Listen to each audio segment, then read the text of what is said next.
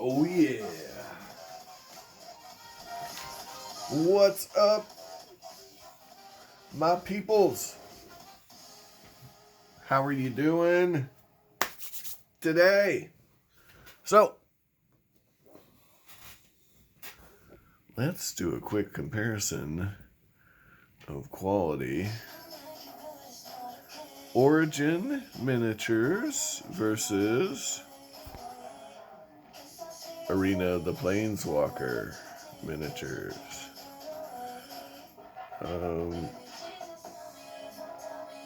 What do you think, guys? Anyway, no, that's not what the video's about. It'd be a good video, though, wouldn't it? Yeah. Little Eva hair there.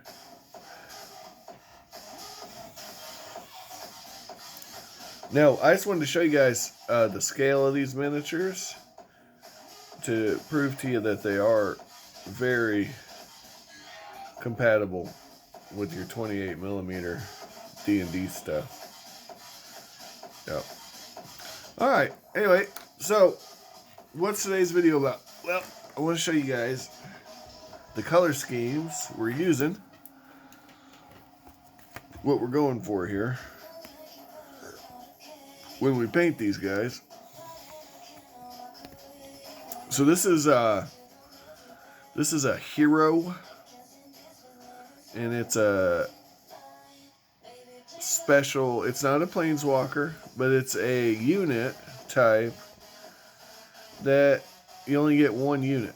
So a lot of these units, you get multiple figurines. See here, it shows the figurines here. All right. Now, these are the color schemes we're going to have to go with on these minis. Okay? So, she's going to have to look like that.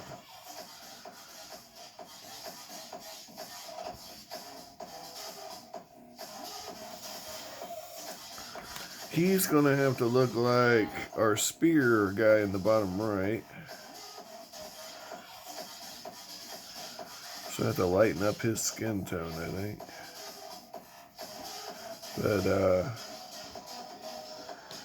not completely outside the realm of doable. The reason these aren't painted yet, a lot of these they're the kind of the garbage units. They didn't get played a lot. So I prioritize which ones I painted by which ones actually got played. So there you go, 3 unique sculpts. So that's one cool thing about this game. You get 3 unique sculpts. So, I mean, not all games do that. A lot of games, you have 3 of the exact same thing. So, that's cool. Here's our Rocks veterans. In play, not a lot of value. They have to stand in a line. They get a nice bonus if they're... So, the one in the middle could get a +2, conceivably. I guess if you spaced them just like this on the board, they'd all get a +2. But anyway, they're 3 unique sculpts. Even though they're all doing the same kind of thing, they're all equipped with the same stuff. And they could be the same character in different poses, but they're not. Okay. So the color scheme we're looking for this is right here. There you go. So, not going to be too hard to do on that one. I've done it before. I actually painted a whole set of the original game and sent it as a birthday present. So, I've done that. I've done these minis before. Alright. Next up is our Necro Alchemist. Kind of weird kind of concept here, right?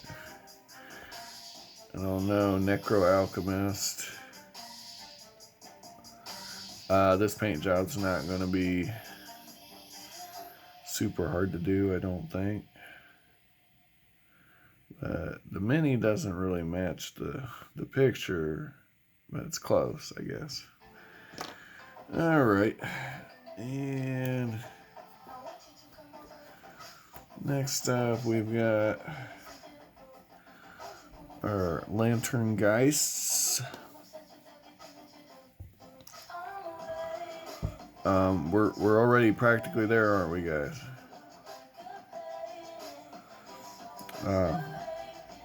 Yeah.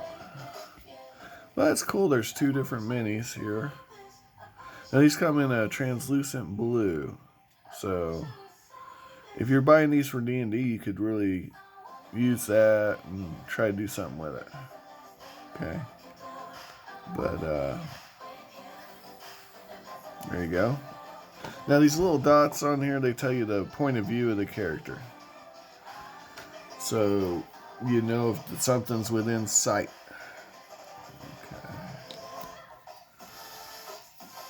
Next up, here's the color scheme for these guys.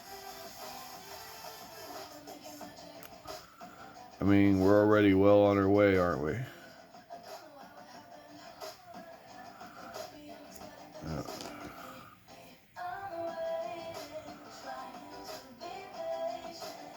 Yeah, we're well on our way with these two. So that paint job won't take long. Next up, we got... Now, I'm not going to say this one unit is bad. It's not a bad unit. I just never got around to painting it. So not all the units are bad. Just some of them.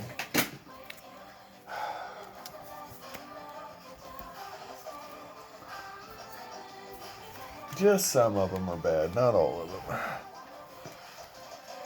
But, yeah, some of them are absolute garbage in the game.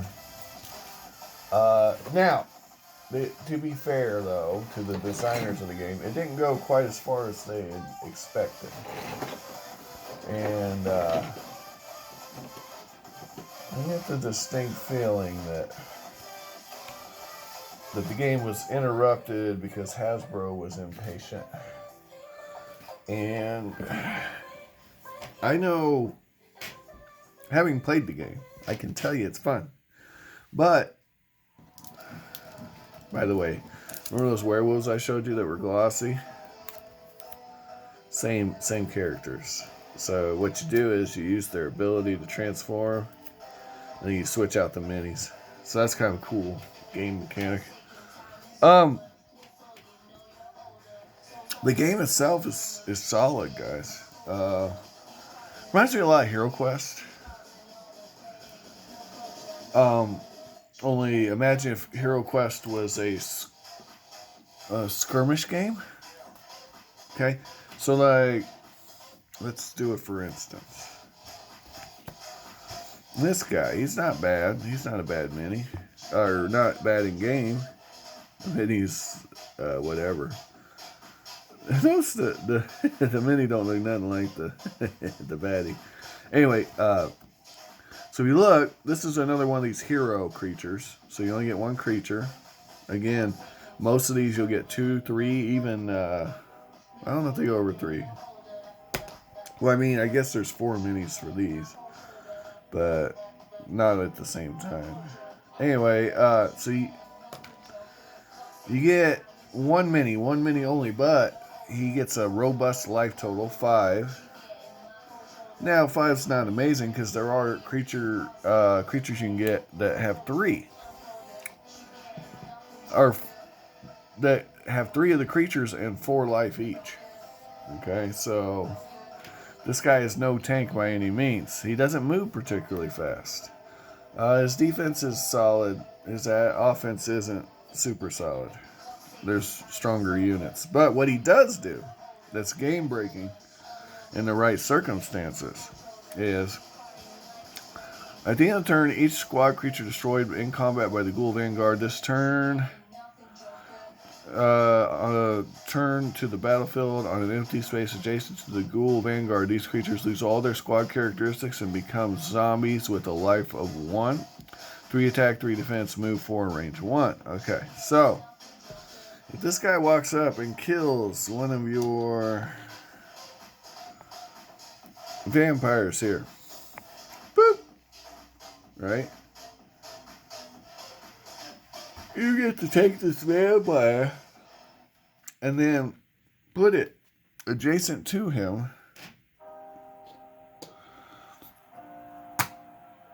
Okay, where'd he go? There he is. And now you've got a skeleton. Or zombie. Now, when I played with it, I just used zombie minis, right? But I'm rolling with minis, you know, so I can do that. It's no problem. Most of you guys can. If you're watching this video, you can do this. So, yeah. Replace it. Boom. You put zombie in there. Zombie time. And all of a sudden, you get this horde of zombies around him. And if you use the right spell cards, you can buff him up and keep him alive long enough to build an army. So, shambling ranks of the dead. At the start of the Ghoul's Vanguard's turn, you may move and attack with a zombie. Return to the battle with the Wake of the Dead. Squad creature you control. When a Vanguard Ghoul is destroyed, return all zombies. Return to the battlefield with the Wake of the Dead to their owner's figure's graveyard. So, that's his special ability. At the start of Ghoul Vanguard's turn, you move the zombies first. So, now, remember, at the beginning of your turn, you got to pick who's going. Alright? If you use your Planeswalker, then you use your Planeswalker abilities. But if you're using one of your creatures, you can't use the Planeswalker abilities. You can only use creature abilities. So basically, what you want to do with this guy is run around the board killing little weenies and then making an army of undead and then sending it at the enemy's Planewalker. They're making an overwhelming horde that they can't defeat. That's the strategy with that. It can go very wrong very quickly though. Like for example, this guy right here is the answer to him. Because let's look at their stats. There you go. Yep. See the problem here? He gets a +2 while attacking any hero creature or planeswalker. And he's tougher anyway, straight up. Well, you could argue he's got more life, but he's got less attack. But yeah. He also has no summoning sickness. So your planeswalker could literally summon this creature right by the Vanguard and kill it. He's like the answer to the Vanguard. He's the Vanguard Slayer. Alright. Of course, he's not very useful against anything that isn't a Planeswalker or a hero. So there's pros and cons. Alright. Next set of miniatures are these guys. The Skursdag Cultists. You get 3 Cultists. They only have 2 life each. They may deal 1 damage to a cleric you control, which is usually them. If you do, each cultist gets +1/+1 till end of turn. So, they're glass cannons. You know, you pump these dudes up, they can do a lot of damage. Especially if they damage themselves first. I mean, you're looking at, if all 3 of them use that ability. Oh, okay. If you had a black-white creature, you could use this and the white clerics in conjunction, and you could really build a strategy out of that. I don't know if it's a good strategy, but yeah. Yep. And when this destroys a squad creature, you may return a cultist from your graveyard to an empty space adjacent to an attacking Skursdag cultist. So there you go, guys. There you go. So you can keep bringing them back into the battle. Back into the fray. Alright. Now, moving right along. Here is the coolest mini in the whole damn thing, you could argue. This angel. who is Avacyn on Bloodied Wings. So we're going to have to paint up that effect. She's going to have to be a little more pale, isn't she?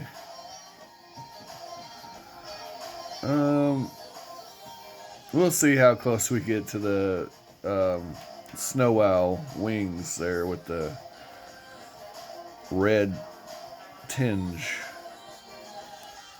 I'll see if we can create that effect. I'm not an expert painter, and these miniatures are not great on detail. This is one of the better minis, and if you look really close at its face, it's not great.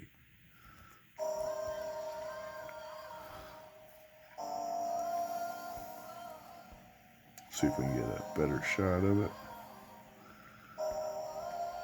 Okay, that's not doing it.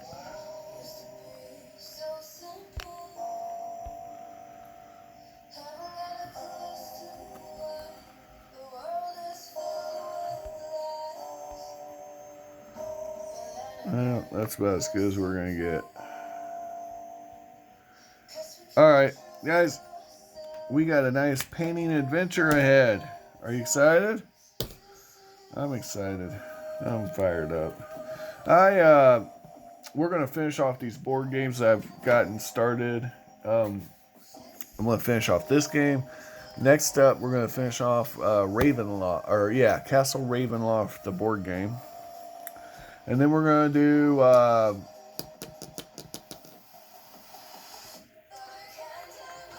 do the Wrath of Ashardalon. That'll be our next set we'll finish. And then from there, who knows? I got finished the Green Horde too, somewhere in that mix. So we're almost done with these guys. We're getting very close. Now, remember what this guy looked like when we started? Yeah, we're definitely making progress. He almost looks presentable. All right, guys. Thanks again for watching. Have an amazing day, and remember, any miniature can be the perfect miniature for your game. You just have to find it. Oh! And I hope you find all the miniatures of your dreams while you're away.